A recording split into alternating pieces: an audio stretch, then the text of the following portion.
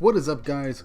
Chris here again with another Eden Zero manga chapter review, and this one was honestly really good, and I think it was just a bit better than the last chapter as we got a bit more action and possibly some more foreshadowing for what could potentially happen in the future of Eden Zero, involving the essentially darkest timeline that Rebecca has accidentally time leaped herself into, as well as the initial fight and reveal of more of Weiss's powers in the fight against Weiss and Nasseh, who, after reading this chapter, I remembered that was his name. So, yeah, that was honestly a bit of a mistake on my part, but hey, these things happen.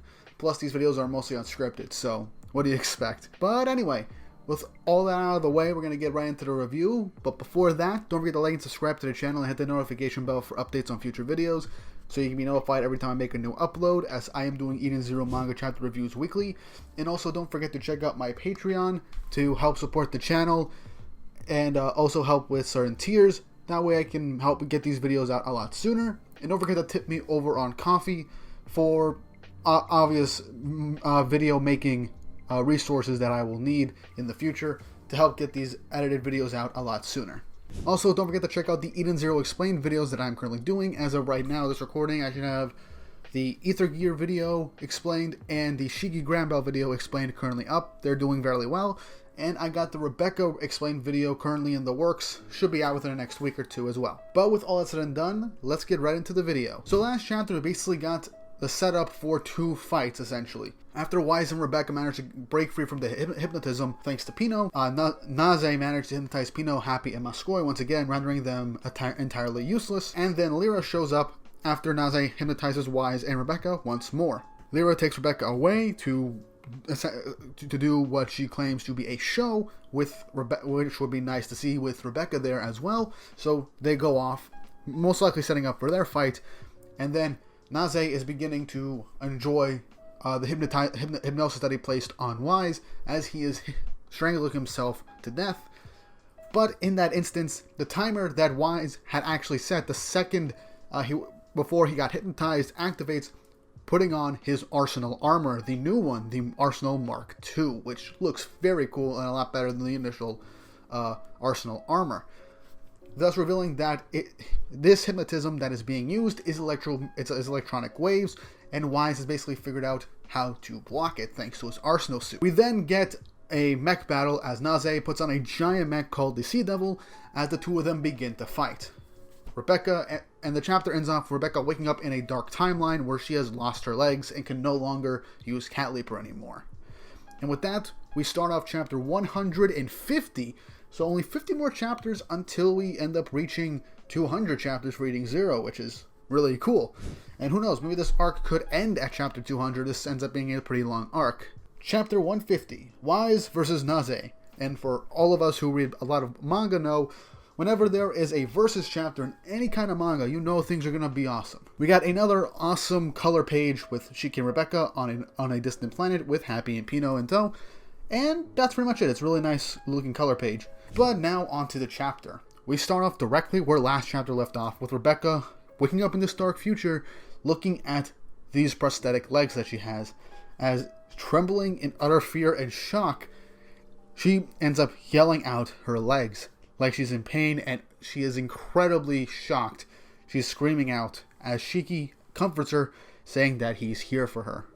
She is breaking down crying, and Noah ends up telling her that he didn't mean to scare her, and that this is the world that they're living in. And he tries to explain and he states that it's very important that Rebecca learn how this world came to be. That way, when she returns, she will end up learning how to possibly undo it. But what I like about this is that as Noah and Shiki begin to talk about it, Rebecca is unable to hear key aspects of their speech, because certain aspects of a complete sentence is actually missing. We only get stuff like "you" and "lost legs," "coma for years." Shiki starts to try and talk about when it happened, but all we get is the Eden Zero dead. And if anybody can change this, it's Rebecca. And for her to make sure she doesn't reach this future as her vision begins to get blurry. Now, what is interesting is that this could actually be a bit of a side effect for an willing an accidental time leap. As it's wearing off, her hearing begins to fade as her consciousness fades away from that timeline to return to her original body.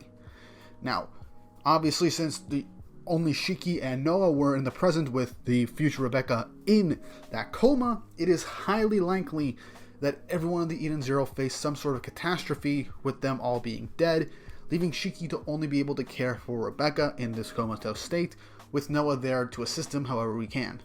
Now, we know nothing of what's going on in that future timeline, but we can assume it could have something to do with Shura and the Empire, as essentially this is a very most powerful and very important arc at this moment.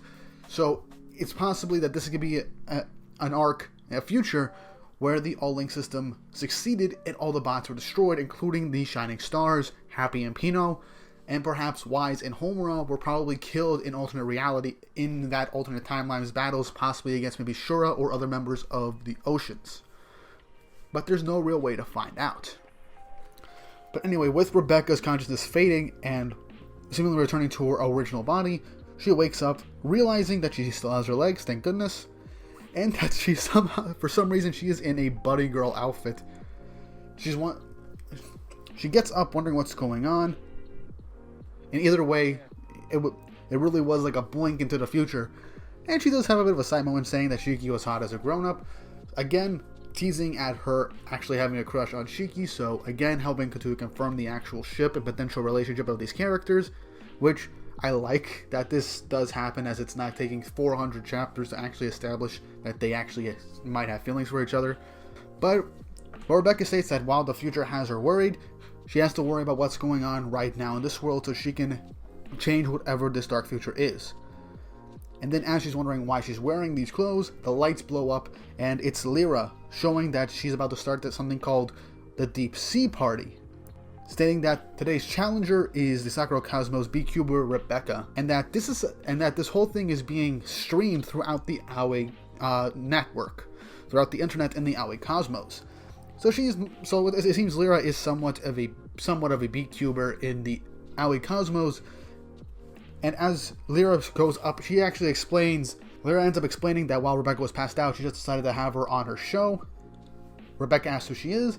She states that she is Lyra of the Empire, and Lyra just states that since they're gonna fight, she might as well broadcast it as like an actual spectacle and show to the rest of the world.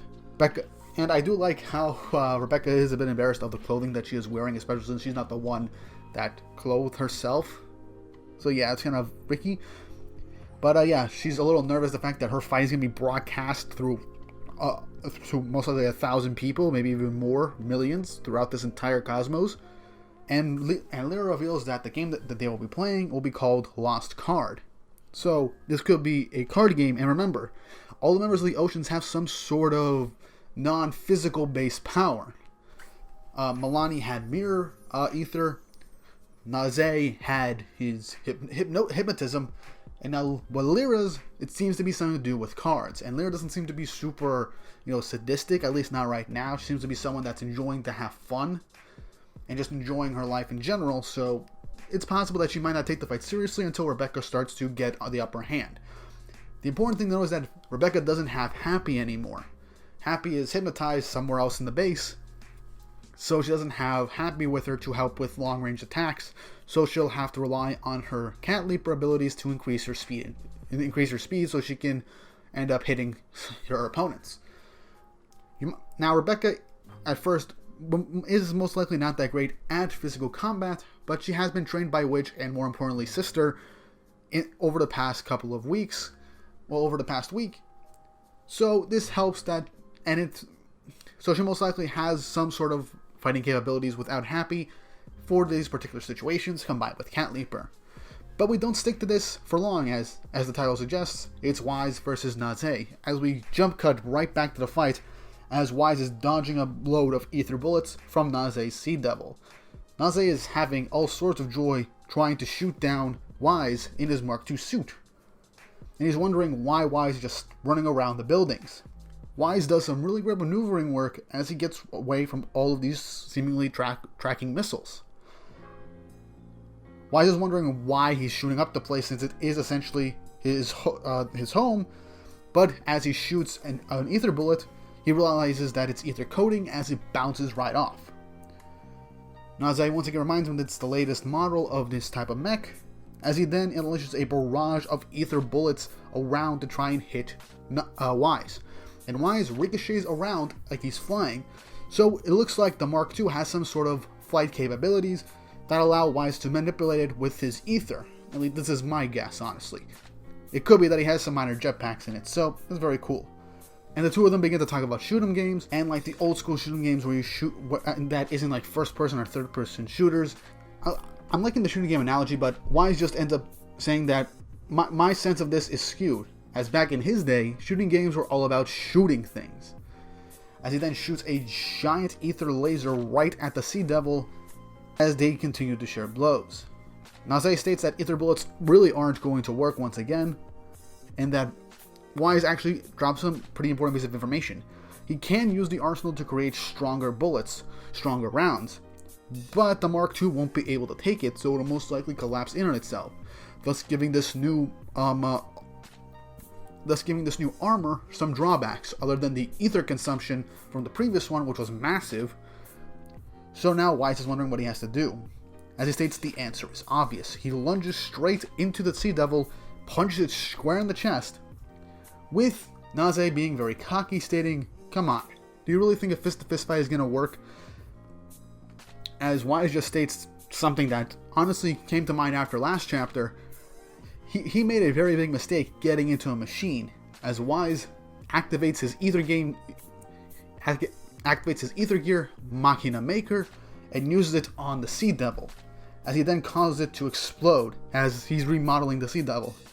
Mortal Crash is his move, and he basically outright destroys that mech. And I like that all this destruction is going on.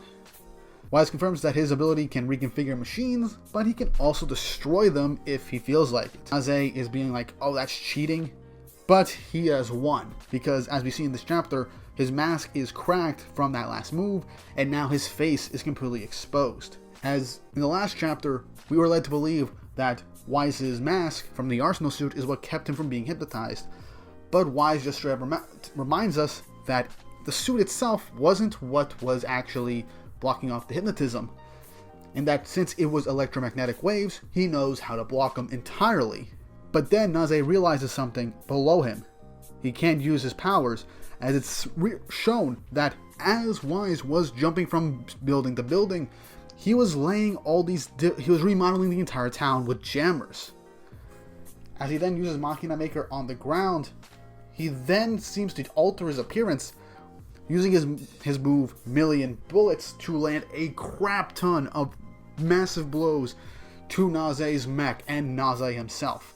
As the chapter ends, Nasseh is like, how is your ether so strong? Has it reached its critical point? Is this overdrive? As we end the chapter with Wise in his overdrive state. I have to admit, it's really cool. I was wondering how they were going to give Wise's ether gear overdrive a very strong and pretty badass looking appearance, but this actually looks really, really cool. And I'm happy that we're getting another overdrive ability, as, let's face it, Shigi unlocking overdrive was essential for taking out Dragon Joe back in the Belial Gore arc, and now Homura has unleashed her ether gear and unlocked it, and now Wise. Now, obviously, it's very possible that this fight might not entirely be over, and we might still have more stuff to see for Wise's ether gear. But for now, there isn't too much for us to speculate on, only maybe potentially the range of his ether gear's reconfiguring powers of machines could actually be higher, along with his physical strength and speed. It does look like that the ether gear kind of merged with the arsenal suit, or he turned off his arsenal suit as he went into overdrive. So that's something I'm very curious about. Can he only do one or the other due to ether consumption? Or can he potentially do both if he fully masters overdrive? There is no real way of telling. But as of right now, 3 members of the Eden Zero crew have access to overdrive, leaving potentially Rebecca to have her own overdrive ability still yet to be unlocked. Now, she was doing extra training with Witch and Sister, so it's very possible that during that extra training she managed to unlock overdrive, but not to be able to use it freely like Shiki, Homura, and Wise, who have had their ether gears since they were children. But yeah, that's essentially it for the chapter. We had a really awesome mech fight with Wise in the Arsenal suit against Nasseh and his Sea Devil mech, and some really cool creative ways for Wise to use his ether gear, and the reality that he has finally obtained overdrive similar to Shiki and Homura. And as I say, this might be like my second favorite overdrive design, first being probably Homura's. Shiki and Wise are most likely ties as they're both pretty awesome, but I still can't pick a favorite at the moment aside from Homura's. And we also get some potentially vague ways of how Rebecca could avoid this dark future. We might get some clues later on in this arc, as since this happened in this arc, it is highly likely that everything that's happening now has a direct cause for this dark future. But yeah, that's really all I gotta say about this chapter. I hope you guys enjoyed the video. What did you guys think of this chapter with Wise's overdrive reveal, the fight? Do you think Rebecca is going to use her own overdrive, similar to how Homura and Wise got their overdrive debuts in this arc and in their fights? Let me know down in the comments down below, and what do you think is going to happen next? Also don't forget to like and subscribe and hit the notification bell for updates on future videos. It really does help. And also check out the other Eden Zero manga chapter reviews if you haven't already, and also the Eden Zero explained videos to get better acquainted with the aspects of the power system and Shiki and other characters as I update them almost weekly. Well, with all that said and done, I hope you enjoyed the video, and I hope you all have an awesome day.